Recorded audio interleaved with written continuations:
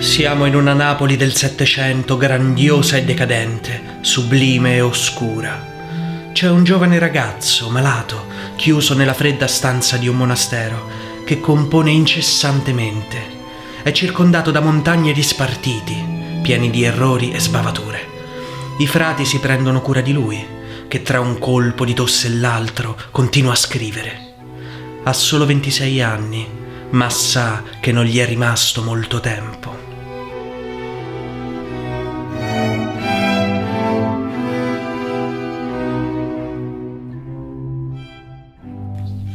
Lo Stabat Mater di Pergolesi del 1736 inizia con una pagina struggente. La madre fissa il figlio sulla croce, due vite che si dividono, due voci che tentano inutilmente di toccarsi e allo stesso tempo non riescono a lasciarsi andare.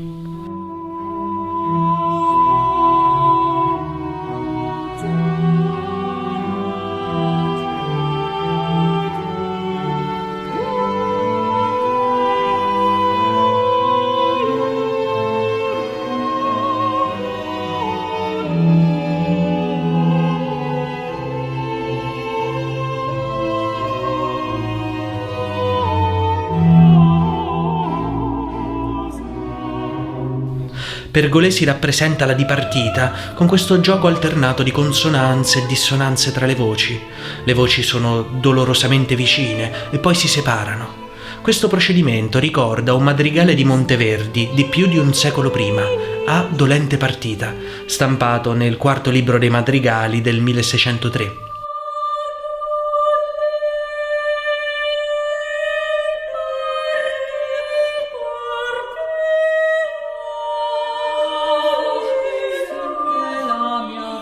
Monteverdi utilizza un procedimento simile tra le voci e sempre per rappresentare una dolorosa separazione, la dolente partita. Questo incipit di Pergolesi farà scuola, tanto che Bach, solo 4 anni dopo, lo riproporrà a Lipsia, riarrangiato e con un testo in tedesco.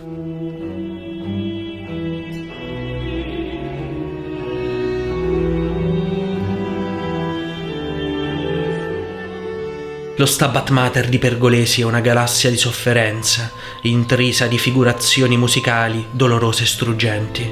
Osservate il disegno discendente e sconsolato dei violini. Le note sono come lacrime che cadono dall'alto verso il basso.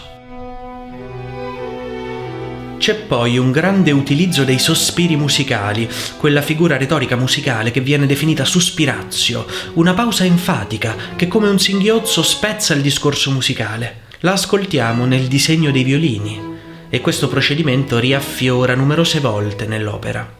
Per esempio nell'aria Vidit sum dulcem natum, alla fine della quale Cristo esala il suo ultimo sospiro.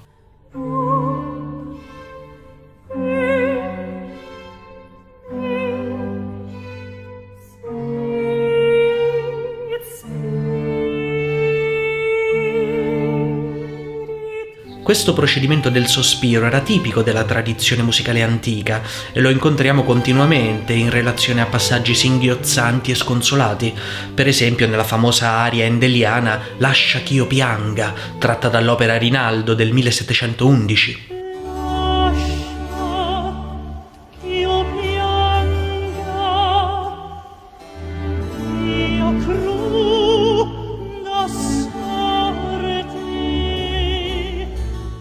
Probabilmente l'esecuzione della sospiratio era resa in maniera enfatica dai cantanti dell'epoca, che sottolineavano la pausa proprio come se fosse un sospiro o un singhiozzo. La sospiratio era molto comune anche nel madrigale rinascimentale barocco. Il compositore Gesualdo la utilizzerà addirittura per spezzare proprio la parola sospiro in Itene miei sospiri, un madrigale dal quinto libro del 1613.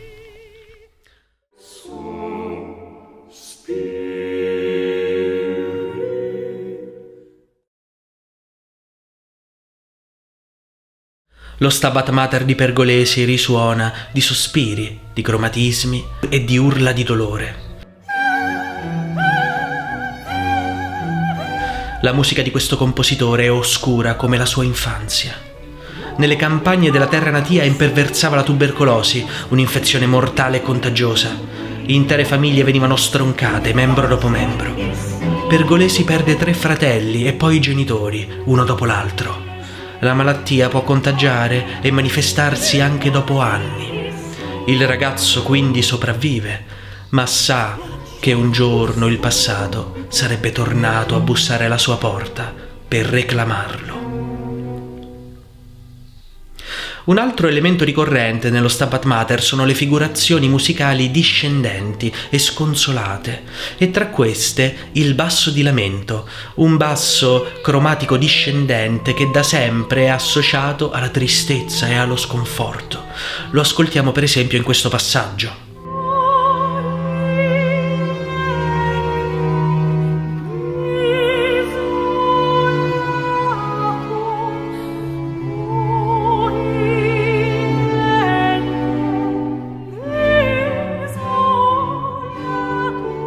Questo strumento comunicativo era usato frequentemente nella musica antica. Il compositore inglese Purcell lo aveva sfruttato nell'opera di Done e Enea degli anni 80 del Seicento, nell'aria When I'm Late in Earth.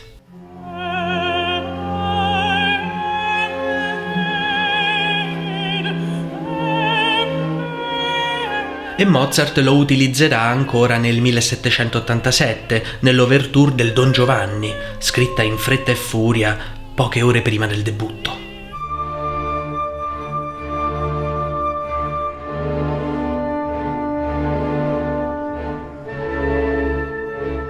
Per approfondire c'è un mio video dedicato.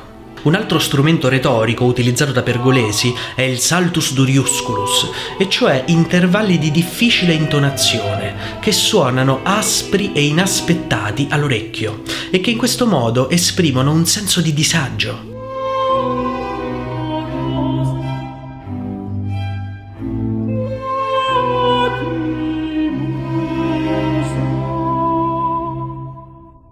Anche il saltus duriusculus era tipico della tradizione antica e lo ascoltiamo per esempio nell'Orfeo di Monteverdi, un'opera del 1607, quando Orfeo apprende della morte della sua amata Euridice.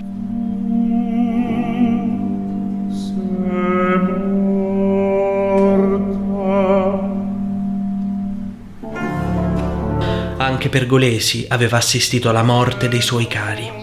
E se un bambino nel Settecento era rimasto senza famiglia e aveva talento musicale, veniva indirizzato in un solo luogo, Napoli.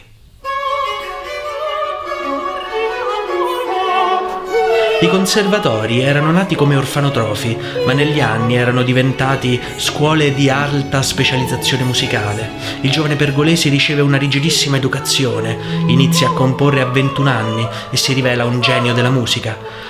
Scrive un'opera così innovativa che avrà un successo clamoroso in tutta Europa, La serva padrona. La vita sembra finalmente sorridergli. Nel duetto Facut ardeat cor meum, Pergolesi rappresenta le fiamme d'amore che incendiano il cuore del fedele, attraverso un vivace disegno fugato che spezza l'atmosfera di opprimente depressione che attraversa tutto lo Stabat Mater.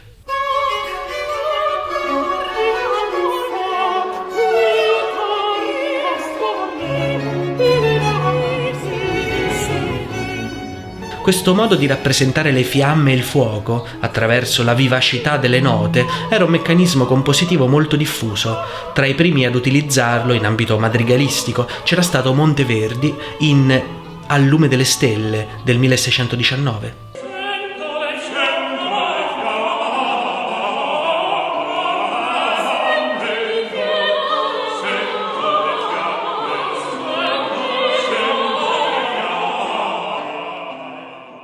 E Mozart nel suo Requiem del 1791 rappresenterà con un vivace disegno del basso le fiamme dell'inferno.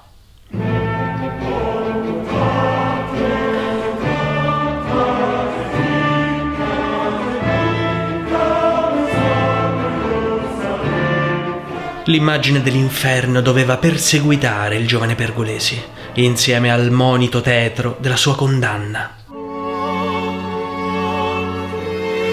E un giorno, a soli 26 anni, il passato lo raggiunse e lo afferrò alla gola. Tutto iniziò con un colpo di tosse e poi un altro e un altro ancora.